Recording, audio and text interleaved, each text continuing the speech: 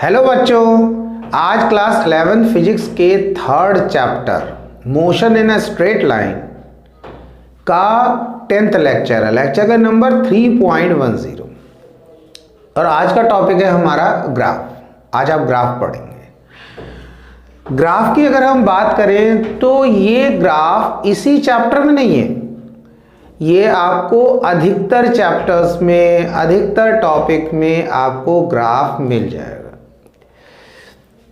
आज ग्राफ का basic lecture रहेगा और आप बेसिक चीजें समझेंगे।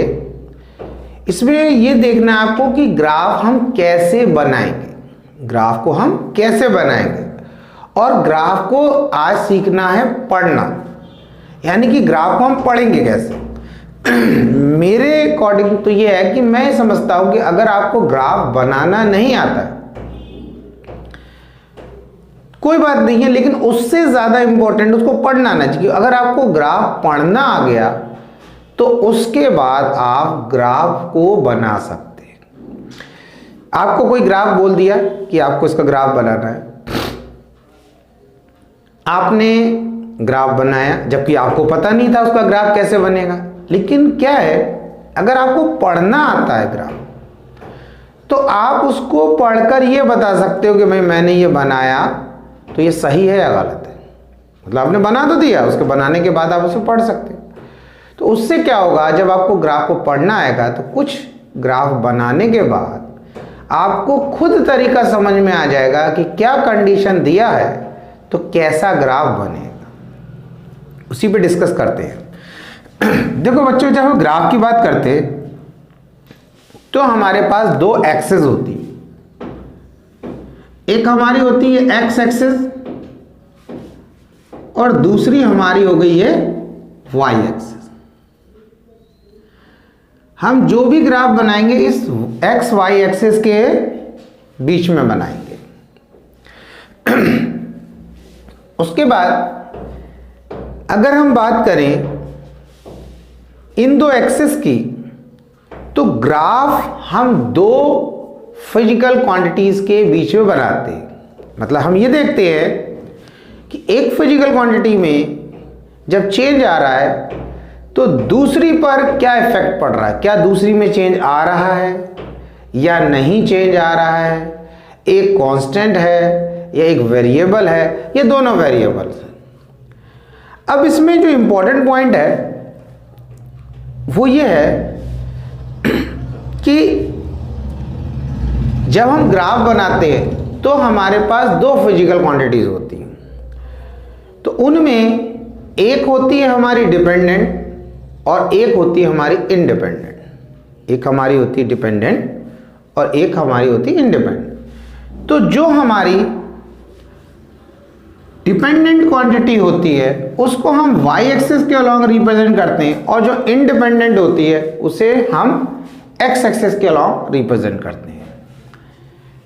तो यहां पर सपोज कर लो मैं एक्स टी ग्राफ या डिस्टेंस टाइम ग्राफ या डिस्प्लेसमेंट टाइम ग्राफ की बात कर रहा हूं। डिस्टेंस टाइम ग्राफ या मैं डिस्प्लेसमेंट टाइम ग्राफ की बात कर रहा हूं। उस कंडीशन में मैं टाइम को यहां लिखूंगा हॉरिजॉन्टल एक्सिस के अलॉन्ग और डिस्टेंस या डिस्प्लेसमेंट को मैं वर्टिकल एक्सिस के अलॉन्ग, यानी कि एक्स मेरा डिस्प्लेसमेंट हो गया और टी मेरा टाइम। टाइम इंडिपेंडेंट क्वांटिटी है, टाइम किसी पे डिपेंड नहीं करता, बट डिस्टेंस जो है वो टाइम पे डिपेंड करता। आप कहीं जा रहे हैं बाइक लेकर, टाइम बढ़ता जा रहा है, आप डिस्टेंस भी कवर करते जा रहे हैं, डिस्टेंस भी बढ़ता जा रहा है। रास्ते में बाइक खराब हो गई, आप रुक गए, आप बाइक को सही करने की कोशिश करते हो। उस कंडीशन में डिस्टेंस ट्रैवल होना तो बंद हो गया, लेकिन क्या टाइम रुका? टाइम नहीं रुका, टाइम बढ़ता चला जा रहा है। यानी कि टाइम क्या है? Independent quantity. आपके रुकने से टाइम नहीं रुकने वाला, ठीक है? क्योंकि आपने सुना होगा जैसे कहते हैं समय किसी की प्रतीक्षा नहीं करता, समय निरंतर बढ़ता रहता है। तो वही चीज समझना, टाइम कभी नहीं रुकने वाला, आपका प्रोसेस रुक जाए, चलता रहे, उससे टाइम का कोई लेना देना ही नहीं। आप कोई काम स्पीड से करने लगो तो टाइम स्पीड से चलने लगेगा, आप काम स्लो करने लगोगे टाइम स्लो।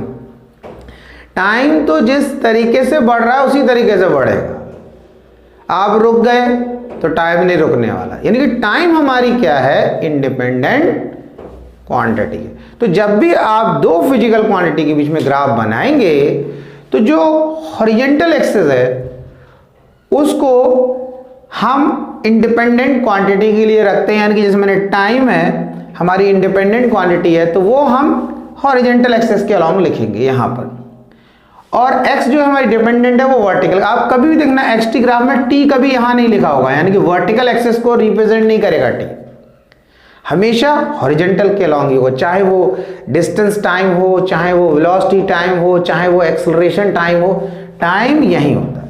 तो जब भी आप ग्राफ बनाए तो ये देखें कि इसमें कौन सी डिपेंडेंट क्वांटिटी है, कौन सी इंडिपेंडेंट है। जो डिपेंडेंट है उसको आप वर्टिकल के अलोंग लिखेंगे, जो इंडिपेंडेंट है उसे आप हॉरिजॉन्टल के अलोंग लिखेंगे। इतना चीज समझना है। देखो बच्चों, मैं एक बात आपको बीच में बता दूं कि एक बहुत ही इंपॉर्टेंट पॉइंट है। देखो क्या होता है, बहुत सारे टॉपिक ऐसे होते हैं जो थोड़ा कंफ्यूजन प्रोड्यूस करते हैं। कभी कभी लगता है बच्चों को ये समझ में नहीं आ रहा। वैसे तो मैं तो समझता हूँ सब चीज़ आसान होती है। मैं इस चीज़ को नहीं बोलता हूँ कि ये टफ है, ये टफ है। मैं तो ये बोलता हूँ जो चीज़ आपको समझ में आएगी वो आपको आसान लगेगी, जो आपको समझ में नहीं आएगी वो आपको टफ लगेगी। तो इसलिए क्या होता है, किसी को कोई चीज़ टफ लग रही होती है, वही चीज़ दूसरे को आसान लग रही, जो दूसरे को टफ लग रही, जो पहले वाले को आसान लग रही। तो इस तरीके से सारी चीज़ें आसान है।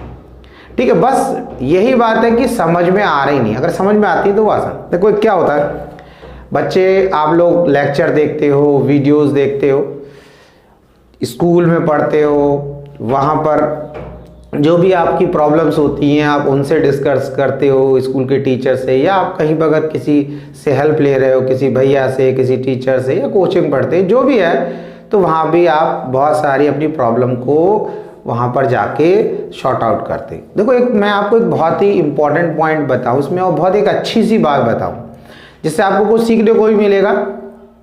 क्या है कि और आपको इंटरेस्टिंग भी लगेगा कि जैसे क्या है, आपने कोई टॉपिक है और आपको वो टॉपिक में थोड़ा डाउट है। अब आप क्या करते हो, आप किसी टीचर जिससे भी आप पूछते हो, पूछने के बाद भी आपको वो चीज़ क्लियर नहीं हो पा रही। आप पूछ रहे हो, बताने वाला आपको बता रहा है, लेकिन आपको लग रहा है नहीं यार समझ में नहीं आ पा रहा है।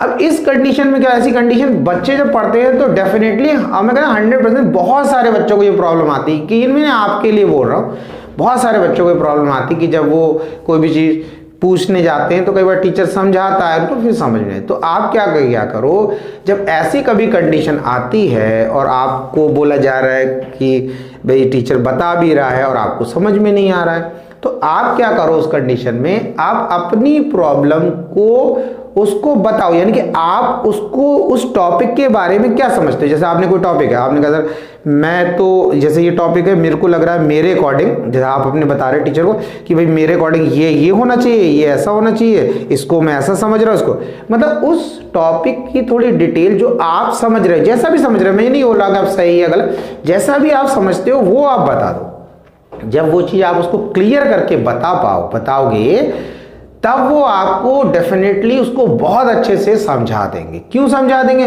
क्योंकि तब उनको ये समझ में आ जाएगा कि आप इस टॉपिक को किस एंगल से देख रहे थे, कैसे समझ रहे थे, कौन से आपके कॉन्सेप्ट क्लियर थे या सही थे, उस टॉपिक के बारे में कौन से कॉन्सेप्ट गलत थे, तो वो आपको उसके बारे में बहुत अच्छे से समझा देंगे। तो इसलिए मैं ये तरीका आपको बताया, आप इसको ध्यान में। मैं इसी के लिए एक आपको बात बता दूं, एक इंसिडेंट कि क्या हुआ कि एक बार मैं एक डॉक्टर के यहाँ गया था, तो मैं वहाँ बैठा था, तो वहाँ पर जब डॉक्टर से हम बात कर रहे थे, थोड़ा जान पहचान थी उनसे, तो उनके पास एक पेशेंट आ गया। तो एक हस्बैंड और एक वाइफ आए, तो वाइफ को प्रॉब्लम होगी कुछ, तो उन्होंने डॉक्टर को दिखाना था। अब उनकी कंडीशन समझें आप, वो क्या बोल रही हैं डॉक्टर से और कैसे अपनी प्रॉब्लम बता रही हैं। कह रही हैं, तो हस्बैंड ने बोला भाई बताओ क्या दिक्कत है, तो वाइफ कह रही है डॉक्टर साहब अच्छा नहीं लगे है, कुछ अच्छा नहीं लगे है, घर में बैठे हैं तो बाहर जाने का दिल करे है, और बाहर जाएं तो घर में बैठने का दिल करे है, कोई चीज़ खाने को दे है तो खाने का दिल नहीं करे है, नहीं खाए हैं तो खाने का दिल करे है। कुछ अच्छा नहीं लगे। अब एक बात बताओ, जो ये प्रॉब्लम बता रही उनकी वाइफ कि घर में बैठे हैं तो बाहर जाने का दिल करे, बाहर जा रहे हैं घर में बैठने का दिल करे, कोई अच्छा नहीं लगे, तो इसकी क्या दवाई होगी बताओ? कुछ अच्छा नहीं लगे, पता नहीं क्या हो गया है, बस अच्छा नहीं लगे। तो अब ऐसे में वो डॉक्टर डांस करके थोड़ी दिखाएगा उस पेशेंट को कि भाई अब अच्छा लगा तुम्हें, ठीक है? तो ये समझना है कि अब ऐसी कंडीशन में जब वो डॉक्टर ने दवा तो दे दिया उन्हें जो भी उसको देना था, लेकिन उसके बाद वो मुझसे बोल रहे थे, बात कर रहे थे, हम लोग डिस्कस, तो बोले बताओ अब मैं इसको क्या इसको सही से दवाई मिल पाई?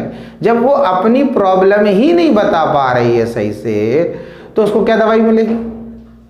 तो इसी चीज को आपको समझना है कि अगर हम अपनी प्रॉब्लम को सही से रिप्रेजेंट नहीं कर पाएंगे तो उसका दूसरा आंसर नहीं दे पाएंगे। तो बहुत बार होता है बच्चे पढ़ते, तो आप इस चीज का ध्यान रखेंगे। अगर कोई टॉपिक में आपको ऐसी प्रॉब्लम आती है कि आपको लग रहा है कि किसी टीचर के बताने पर आपको वो समझ में नहीं आ रही, तो आप बहुत ही आसान तरीका, आप टीचर को बताओ सर हमारे अकॉर्डिंग ये ऐसा है।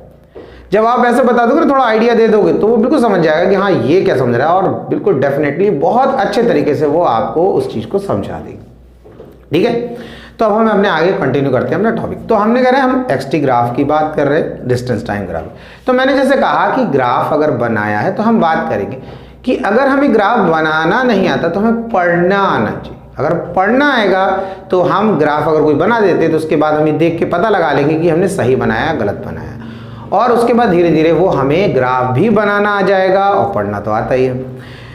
तो देखो जैसे हमने माना यहां पर कोई पार्टिकल है, जैसा पॉइंट बना लिया। अब जब ये पार्टिकल यहां पर है तो इसका डिस्टेंस या डिस्प्लेसमेंट, एक्स डिस्टेंस या डिस्प्लेसमेंट को रिप्रेजेंट कर रहा है कितना है, और उस टाइम जब ये पार्टिकल यहां पर है, ये P पॉइंट पर है, तब टाइम कितना है। दो चीज निकालना, जब एक पार्टिकल P पॉइंट पर है तो डिस्टेंस कितना है और उसका टाइम कितना। तो उसके लिए तरीका क्या है, अगर हम टाइम की बात करते हैं तो इस पार्टिकल से एक ऐसी स्ट्रेट लाइन बनाओ जो टाइम एक्सिस पर जा रही हो और क्या करे, और वो 90 डिग्री बना दे। कितना बना दे? 90 डिग्री। ये इस तरह, ऐसे नहीं मिलाना, इस तरीके से आप लेके ऐसे मिला दे, मिल तो तब भी टाइम एक्सिस पर ही नहीं। ऐसी स्ट्रेट लाइन बनानी जो टाइम एक्सिस पे मिले और 90 डिग्री बनाए। यहाँ पर आपको 90 नहीं बनाना, मतलब समझाने के लिए बना दे। तो यहाँ पर जो भी टाइम की वैल्यू होगी, यानी कि ये जो पार्टिकल P पॉइंट पर है उसकी टाइम की वैल्यू मिल जाएगी कि जब पार्टिकल जब इस पॉइंट पर होगा तो टाइम कितना होगा। अब इस पॉइंट पर क्या है, इस पॉइंट पर टाइम की वैल्यू होती है 0, ये तो ओरिजिन है। इस पॉइंट पर क्या है, x की वैल्यू 0 है। लेफ्ट टू राइट चलेंगे टाइम बढ़ेगा, अपवर्ड चलेंगे तो x बढ़ेगा। ऐसे ही यहां से एक लाइन ऐसे ड्रॉ करना है और यहां मिला देना है इस y एक्सिस। तो जहां पर ये मिलेगी, यहां पर x की कुछ वैल्यू है तो हमें पता चल जाएगा कि जब पार्टिकल P पॉइंट पर है तो x की वैल्यू कितनी है और t की वैल्यू कितनी है। बस समझा है, ये तरीका है। अच्छा, अब इसके बाद क्या करना है, इसको हम रब कर देते। अब आपसे कोई ये बोल रहा है कि भाई एक्सटी ग्राफ बनाओ किसी ऑब्जेक्ट का, जो ऑब्जेक्ट यूनिफॉर्म मोशन में है। किसी ने हमसे बोला कि भाई एक्सटी ग्राफ बनाना है किसी ऑब्जेक्ट का जो कि यूनिफॉर्म मोशन है, यानी कि कांस्टेंट स्पीड या कांस्टेंट वेलोसिटी से चल रहा है। अब हमें ग्राफ बनाना आता नहीं, सपोज कर ली। अब हमने क्या किया, हमने ऐसा बना दिया ग्राफ, ठीक है, ऐसा ग्राफ बना दिया। तो अब ग्राफ बनाने का हमने तरीका क्या होता है कि अब हमें पढ़ना आना चाहिए। अब हमसे क्या बोला कि एक ऑब्जेक्ट का एक्सटी ग्राफ यानी कि डिस्टेंस टाइम ग्राफ बनाओ या डिस्प्लेसमेंट टाइम, जो यूनिफॉर्म स्पीड से चल रहा है या यूनिफॉर्म वेलोसिटी से, यानी कि जो भी इसकी स्पीड है वेलोसिटी उसमें कोई चेंज नहीं आ रहा है, कॉन्स्टेंटली वो चलता जा रहा है। तो हमने जब बनाया तो हमने क्या करना, उस जो ग्राफ हमने बनाया भाई ये एक्स वाई तो हर ग्राफ में होंगे, ये एक्सिस, उसके अंदर जो भी हमने बनाया है लाइन सीधी टेढ़ी बैंड कर्व, उसी लाइन पर हम 2 पॉइंट ले लेंगे। हमने ऐसे 2 पॉइंट ले लिए, ठीक। इसको लिखा A और इसको लिखा B। तो हमने देखा अभी जैसे आपको बेसिक बताया कि A पॉइंट के कॉरस्पॉन्डिंग टाइम कितना है। अगर हम A पॉइंट की बात करें तो A पॉइंट के कॉरस्पॉन्डिंग टाइम कितना है। तो हमने क्या करा, यहां से एक ऐसे लाइन डॉटेड डॉटेड या डार्क बना दी। अब यहां पर आ गया, यानी कि A पॉइंट के रेफरेंस से अगर हम देखें तो टाइम जो भी है वो T1 है, और B पॉइंट के कॉरस्पॉन्डिंग टाइम कितना है तो कहा T2 है। तो हमने कहा T2 is greater then T1, क्योंकि जितना राइट लेफ्ट टू राइट जाएंगे टाइम बढ़ेगा। अब हमने देखा कि A पॉइंट के कॉरस्पॉन्डिंग डिस्टेंस कितना है तो कहा x, B पॉइंट के कॉरस्पॉन्डिंग डिस्टेंस x। अरे यानी कि जब टाइम जो है T1 है तब भी डिस्टेंस x है x, और जब टाइम T2 है, यहां देखो यानी B पॉइंट के कॉरस्पॉन्डिंग टाइम T2 है तब भी डिस्टेंस x है। जब दोनों ही कंडीशन में डिस्टेंस x है तो इसका मतलब टाइम तो चेंज हो रहा है लेकिन डिस्टेंस तो चेंज हो नहीं रहा है। इसका मतलब ये हो गया कि ये ऑब्जेक्ट रेस्ट में, ये जो ग्राफ हमने बनाया वो कैसा बन गया, ऑब्जेक्ट रेस्ट में, और हमसे क्या बोला गया है कि ऑब्जेक्ट यूनिफॉर्म मोशन में। तो इसका मतलब हमने जो ग्राफ बनाया वो गलत बना है। तो अगर ऐसा ग्राफ बना रहे हैं टाइम एक्सेस के पैरेलल एक्सटी ग्राफ के केस में, तो वो किसका ग्राफ बनेगा, जब ऑब्जेक्ट रेस्ट में होगा। आप समझ रहे हैं, A पॉइंट पर टाइम T1, B पॉइंट के लिए टाइम T2, A पॉइंट के लिए डिस्टेंस x, B के लिए भी x। तो टाइम तो चेंज हो रहा है लेकिन डिस्टेंस चेंज नहीं हो रहा है, इसका मतलब ऑब्जेक्ट रेस्ट में है। ठीक, अब क्या होता है, हमने जो कंडीशन की बात की, हमसे क्या बोला गया कि भाई ऑब्जेक्ट जो है यूनिफॉर्म मोशन में है, उसका बनाओ। तो अब हमने एक दूसरा बनाते ग्राफ, हमने इस तरीके से एक लाइन ड्रॉ कर दी। फिर हमने क्या किया, 2 पॉइंट ले लिए, ऐसे करके 2 पॉइंट ले लिए, इसको बोला A, इस पॉइंट को बोल दिया B। अब A से एक लाइन ड्रॉ की तो यहां पर टाइम हो गया T1, B से लाइन ड्रॉ की तो यहां टाइम कितना हो गया T2, यानी कि A पॉइंट के कॉरस्पॉन्डिंग टाइम T1 हो गया और B पॉइंट के कॉरस्पॉन्डिंग टाइम T2 हो गया। अब A पॉइंट के कॉरस्पॉन्डिंग डिस्टेंस कितना हो गया तो कहा x1, और B पॉइंट के कॉरस्पॉन्डिंग डिस्टेंस कितना हो गया हमारा x2। अब हम बोल सकते हैं भाई T2 T1 से ज्यादा है, T2 T1 से ज्यादा है, और इसी तरीके से x2 x1 से ज्यादा है, x2 जो है x1 से ज्यादा है। यानी कि जब टाइम बढ़ रहा है तो डिस्टेंस भी बढ़ रहा है, टाइम बढ़ रहा है, यानी कि टाइम T1 था तो डिस्टेंस कितना, हम बोल सकते हैं टाइम T1 था तो डिस्टेंस कितना था x1, जब टाइम T2 हुआ तो डिस्टेंस कितना हो गया x2 हो गया। ठीक है, टाइम बढ़ रहा है, T2 is greater then T1 तो डिस्टेंस भी बढ़ रहा है। इससे हमें पता चला कि ऑब्जेक्ट कैसा है, मोशन में है। ऑब्जेक्ट कैसा है, मोशन में। तो इस तरीके का जब हम ग्राफ बनाते हैं एक्सटी ग्राफ, तो वो रिप्रेजेंट करता है कि हमारा ऑब्जेक्ट जो है मोशन में है। अब बात आती है, देखो बहुत सारी चीजें जो छोटी छोटी पॉइंट है मैं सारे आपको बताऊंगा, आप ध्यान से देखें। अब क्या होता है बच्चों, जैसे कभी कभी हम बोलते हैं इस तरीके का, ये t तो यहां बना दिया और x यहां बना दिया, ये हमारा y एक्सिस, ये हमारा x एक्सिस। कभी कभी ऐसे ग्राफ बना होता तो कहते इसका क्या मीनिंग हो गया, ये ओरिजिन से स्टार्ट नहीं हुआ, ये तो कुछ ऊपर से स्टार्ट हुआ है। ये भी एक्सटी ग्राफ है, ये भी हमारा एक्सटी ग्राफ है, और ये ग्राफ भी हमारा यूनिफॉर्म मोशन का एक्सटी ग्राफ है, यानी डिस्टेंस टाइम ग्राफ है या डिस्प्लेसमेंट टाइम ग्राफ जब ऑब्जेक्ट यूनिफॉर्म मोशन में है। तो इन दोनों में डिफरेंस क्या है, तो कहा ये तो ओरिजिन से स्टार्ट हुआ, ये ओरिजिन से स्टार्ट नहीं हो रहा, ये थोड़ा ऊपर से स्टार्ट हो रहा है, दिख रहा है। ये फिर भी डिफरेंस क्या है, इसको कैसे और एक्सप्लेन करेंगे। तो देखो बच्चों, इसका मीनिंग ये है कि अगर हमने एक्सटी ग्राफ बनाना है, किसी ऑब्जेक्ट का डिस्टेंस टाइम ग्राफ बनाना है या डिस्प्लेसमेंट टाइम ग्राफ बनाना है, देखो मैं पहले बता दूं, एक्स को हम डिस्टेंस डिस्प्लेसमेंट दोनों हो सकता है, डिस्टेंस की बात हो सकती है, वहां डिस्प्लेसमेंट की बात हो सकती है। अगर कोई कह रहा है हमारा ये एक्सटी ग्राफ बनाना है, डिस्प्लेसमेंट टाइम ग्राफ की बात करें, और कह रहे हैं ऑब्जेक्ट जो है इनिशियली कुछ डिस्टेंस पर है, बात समझना पॉइंट। ऑब्जेक्ट जो है इनिशियली कुछ डिस्टेंस पर, इनिशियली का मतलब क्या है कि जब आपने ऑब्जर्वेशन स्टार्ट किया, यानी कि ऑब्जर्वेशन जब स्टार्ट करते हैं तो टाइम कितना होता है 0। जब भी इनिशियल की बात करेंगे तो वहां पर टाइम 0 लेते हैं। तो जब हमने ऑब्जर्वेशन स्टार्ट किया तो उस टाइम हम टाइम को 0 लेते हैं। उस टाइम पर ऑब्जेक्ट कुछ पहले ही डिस्टेंस कवर कर चुका है, यानी कि वो कुछ आगे है। देखो ऐसे, इसको ऐसे समझो, जैसे मैंने क्या किया, दो बच्चों को खड़ा किया। एक बच्चे को मैंने अपने बिल्कुल साइड में खड़ा किया, एक को मैंने 2 मीटर आगे खड़ा कर दिया, 2 मीटर। अब मैंने कहा दोनों से कि भाई देखो बच्चों, जब मैं गो बोलूंगा 1 2 3 गो बोलूंगा तो तीनों को दौड़ना है। अब एक तो मेरे बाजू से खड़ा है, यहीं पर मैंने लाइन बना रखा है, रेफरेंस लाइन, और एक को मैंने 2 मीटर आगे खड़ा कर दिया है। तो जब मैं गो बोलूंगा तो मेरे बाजू वाला यहां से दौड़ेगा, जो आगे खड़ा है वो वहां से दौड़ेगा। तो मैं ये बोल सकता हूं कि जो मेरे बाजू में खड़ा है इसका इनिशियल डिस्प्लेसमेंट 0 है, यानी कि टाइम जब 0 से स्टार्ट हुआ, मैंने गो बोला तो मेरे बाजू से ही दौड़ रहा है, यहीं पर मैंने लाइन बना रखी है। लेकिन जिस बच्चे को मैंने आगे खड़ा किया है उसका इनिशियल कुछ डिस्टेंस है, क्योंकि जब मैं गो बोलता हूं तो वो तो 2 मीटर आगे खड़ा हुआ है ना। गो बोलूंगा तो वो पहले से आगे है, तो वो वहां से दौड़ेगा। तो जब टाइम 0 से स्टार्ट हुआ और जो रेफरेंस लाइन मैंने बनाई है जहां से मैं डिस्टेंस मेजर करूंगा, तो मेरे बाजू वाले के लिए तो वो वहीं पे खड़ा है तो वो 0 से स्टार्ट हो रहा है। लेकिन जो आगे जिसको मैंने 2 मीटर खड़ा किया है, गो बोलने पे वो वहां से दौड़ेगा, तो वो उसका ऑलरेडी कुछ डिस्टेंस है जब टाइम 0 से स्टार्ट हो रहा है।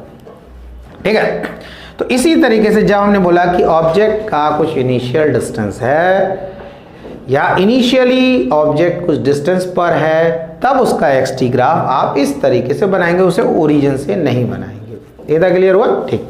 उसके बाद बात आती है कि जो एक्सटी ग्राफ होता है उसका स्लोप क्या रिप्रेजेंट करता है। एक्सटी ग्राफ का स्लोप क्या रिप्रेजेंट करता है, तो इसको समझना है। इसको हम देखो बात करेंगे, हम यहाँ ग्राफ बनाते हैं दोबारा। इसका स्लोप क्या रिप्रेजेंट करेगा एक्सटी ग्राफ का। तो देखो क्या है बच्चों, अगर एक्सटी ग्राफ के स्लोप की बात करें, इस तरीके से मैं बना देता हूं। ठीक है, यहां पर मैंने एक पॉइंट लिया, यहां पर इस तरीके से मिला दिया, ऐसी तो बनाया, और यहां पर इसको ऐसे, इस पॉइंट का डिस्टेंस मैं लिख देता हूं x1 और इसको मैं लिख देता हूं यहां पर x2। हमें इतने पार्ट का स्लोप निकालना है, यानी कि ए बी पार्ट का स्लोप निकालना है, ए बी पार्ट का स्लोप निकालना है। जब इतने पार्ट का स्लोप निकालना है तो आप समझना ये पॉइंट T2 है, ये T1 है, तो T2 T1 यानी कि इतने पार्ट की लेंथ, यानी कि यहां पे मैं लिख देता हूं ए बी, ये लिख दिया C और इस पॉइंट को लिख दिया मैंने D।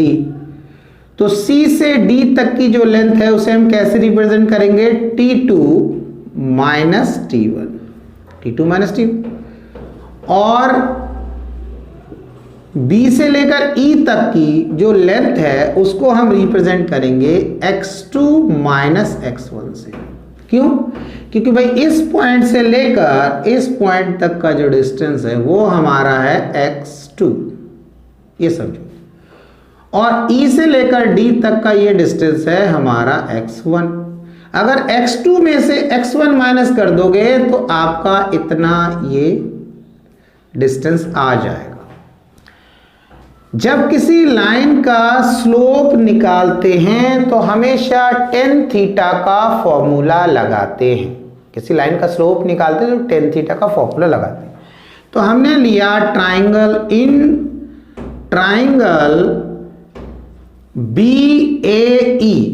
BAE और इसमें हमने लगा दिया tan थीटा।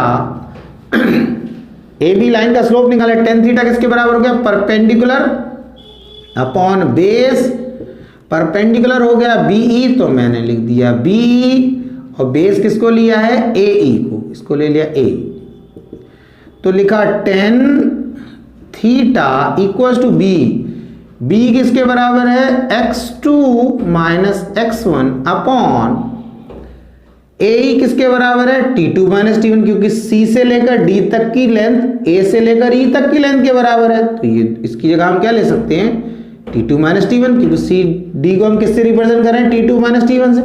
तो हमने लिख दिया T2 माइनस T1। इसको और सिंपल अगर हम लिखना चाहें तो हम इसको लिख सकते हैं delta x upon delta T. तो डिस्प्लेसमेंट अपॉन टाइम किसके बराबर होता है भाई? वेलोसिटी के बराबर। अब हमने कहा tan थीटा कब लगाया? स्लोप ऑफ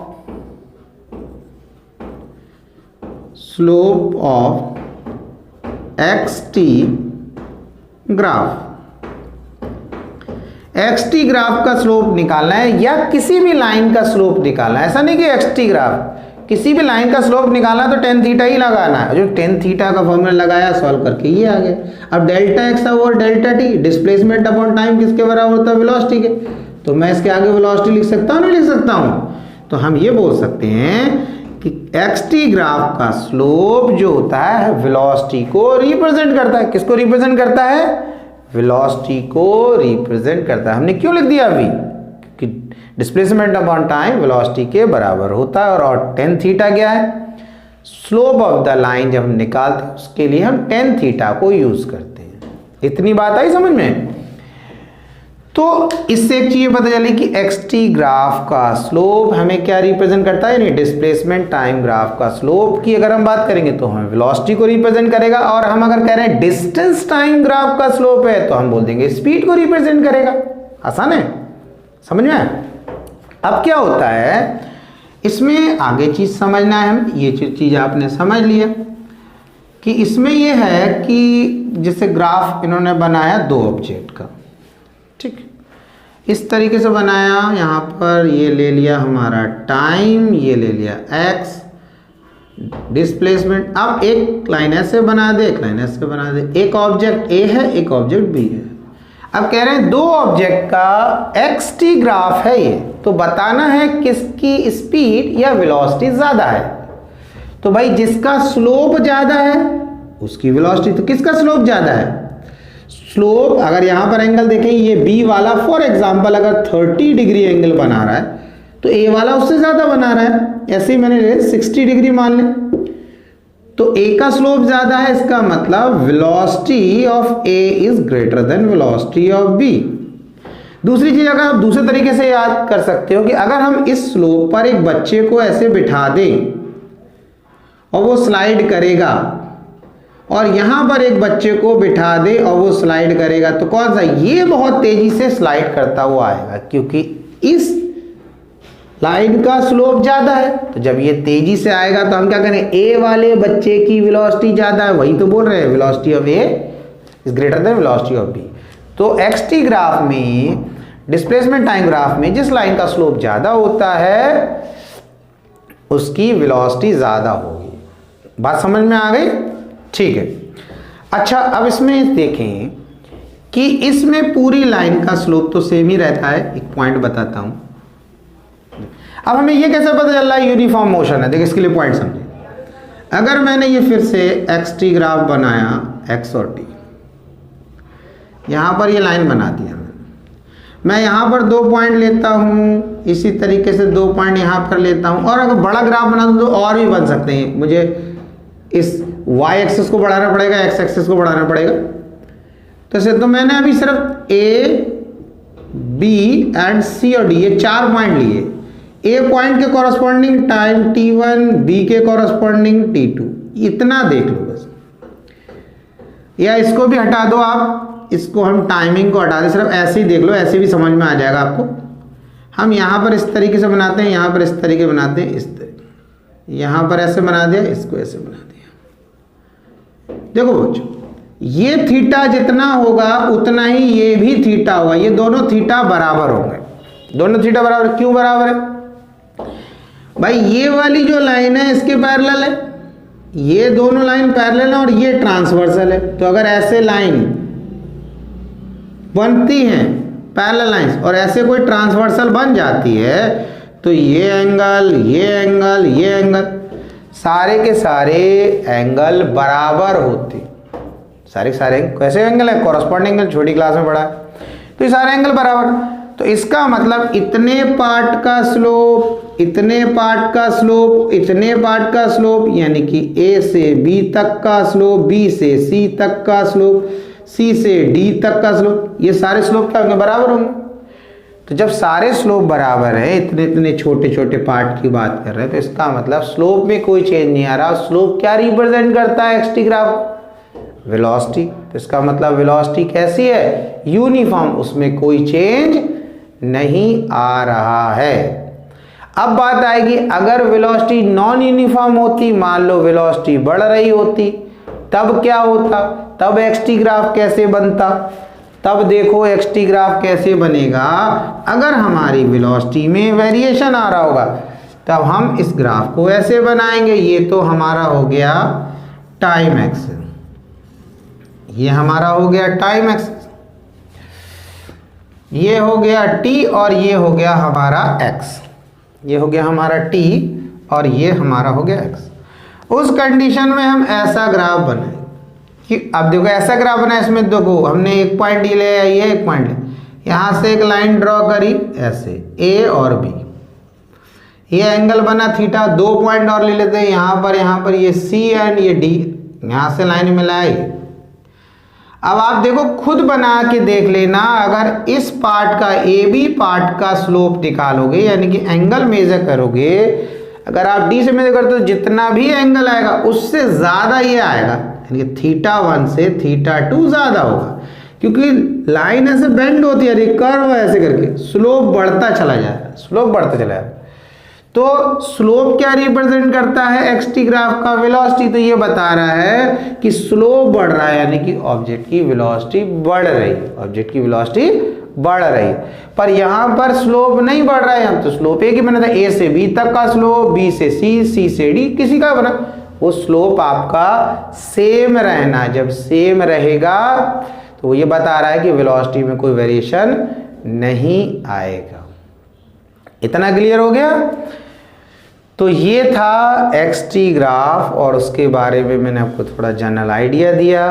तो ऐसे ही अलग अलग लेक्चर में मैं एक एक टॉपिक लूँगा, आपको वेलोसिटी टाइम, एक्सेलरेशन टाइम, और उसके ग्राफ बनाएंगे और फिर उस पर डिस्कस करेंगे कि ग्राफ क्या क्या रिप्रेजेंट कर रहा है। तो मैंने जैसे बताया ये यूनिफॉर्म मोशन के लिए हो गया एक्स टी ग्राफ हमारा, जब ऑब्जेक्ट की वेलोसिटी या स्पीड में कोई चेंज नहीं आ रहा, और ये हमारा हो गया नॉन यूनिफॉर्म मोशन, जब ऑब्जेक्ट की वेलोसिटी बढ़ रही है। अगर इसी में कोई कहता है कि ऑब्जेक्ट की वेलोसिटी कम हो रही है, डिक्रीज हो रही है, तब उसका जो पोजीशन टाइम ग्राफ कैसे बनेगा बच्चों, तो इस तरीके से बनेगा। ये हमारा टाइम एक्सिस, ये हमारा डिस्टेंस, इस तरीके का ग्राफ हम बनाएंगे।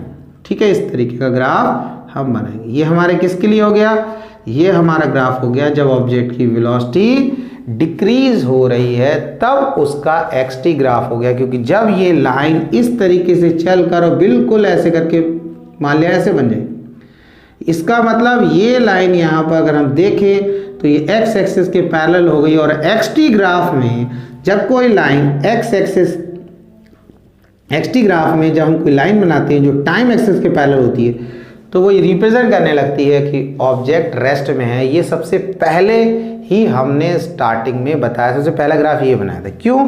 क्योंकि अगर ये लाइन ऐसे जाएगी तो अगर हम यहाँ पर एक पॉइंट ले लें इसके अकॉर्डिंग, यानी कि एक पॉइंट ए और एक पॉइंट बी, तो ए पॉइंट के कॉरस्पॉन्डिंग अगर टाइम t1 है, बी पॉइंट के कॉरस्पॉन्डिंग अगर टाइम t2 है, तो ए पॉइंट के फिर कॉरस्पॉन्डिंग डिस्टेंस अगर हमारा x होता है तो बी के कॉरस्पॉन्डिंग भी x ही हो जाएगा। यानी कि टाइम में तो चेंज आ रहा है लेकिन ऑब्जेक्ट के डिस्टेंस में चेंज नहीं आ रहा है। तो क्या हो रहा है, नीचे से जब ग्राफ चला तब ऐसा नहीं हो रहा था। यहाँ पर अगर हम देखें तो यहाँ पर टाइम कितना है, यहाँ पर हम कुछ ले लेते हैं t ले लेते हैं t, और यहाँ पर भी कुछ ले लेते हैं, ऐसे मान लेते हैं हमने t और यहाँ पर मैंने t डैश ले लेता हूँ। तो इन दो पॉइंट के अकॉर्डिंग अगर मैं बात करूँ, यहाँ पर c ले लेता हूँ पॉइंट, यहाँ d ले लेता हूँ, तो c पॉइंट के कॉरस्पॉन्डिंग टाइम t है, d पॉइंट के कॉरस्पॉन्डिंग टाइम t डैश है। C पॉइंट के कॉरस्पॉन्डिंग डिस्टेंस को अगर बात करूं तो xc लिख दिया, और D पॉइंट के कॉरस्पॉन्डिंग डिस्टेंस की बात करता हूं xd। तो देखो C पॉइंट का डिस्टेंस कम है और D पॉइंट का कॉरस्पॉन्डिंग डिस्टेंस ज़्यादा है, डिस्टेंस में चेंज आ रहा है। यानी कि t जब टाइम है तो डिस्टेंस कितना है xc, और जब टाइम t डैश है तब डिस्टेंस कितना है xd। तो टाइम भी बढ़ रहा है, टी डैश की वैल्यू टी से ज़्यादा है और डिस्टेंस भी बढ़ रहा है। लेकिन जब हम ए और बी पॉइंट की बात कर रहे हैं तब देख रहे हो टाइम तो चेंज हो रहा है, यहाँ पे T2 is greater then T1, लेकिन डिस्टेंस दोनों पॉइंट के लिए सेम है। तो अगर ऑब्जेक्ट जो है नॉन यूनिफॉर्म मोशन में है, उसकी वेलोसिटी कम हो रही है, तब उसका xt ग्राफ इस तरीके से बनेगा। समझ में आया? यूनिफॉर्म मोशन के लिए सिंपल है, इस तरीके से बनाना है। अगर वेलोसिटी इंक्रीज हो रही है उसके लिए अगर xt ग्राफ की बात कर रहे हैं तो आपको किस तरीके से बनाना है, उसको ऐसे बनाना है। अगर वेलोसिटी डिक्रीज हो रही है तो आपको किस तरीके से बनाना है, इस तरीके से बनाना है। समझ में आया? तो ये 3 ग्राफ बनाया आपने, xt ग्राफ अलग अलग केसेस में। तो आज का लेक्चर यहीं फिनिश करते हैं। आपको कोई भी प्रॉब्लम है, किसी भी टॉपिक में है, तो आप मुझको कमेंट बॉक्स में कमेंट करके ज़रूर बताएं, मैं उस पर एक लेक्चर बना दूंगा और उम्मीद करता हूँ आपके लिए हेल्पफुल होगा। तब तक कोशिश करते रहें, कोशिश करने वालों की हार नहीं होती, मेहनत कभी बेकार नहीं होती, पढ़ते रहें, आगे बढ़ते रहें।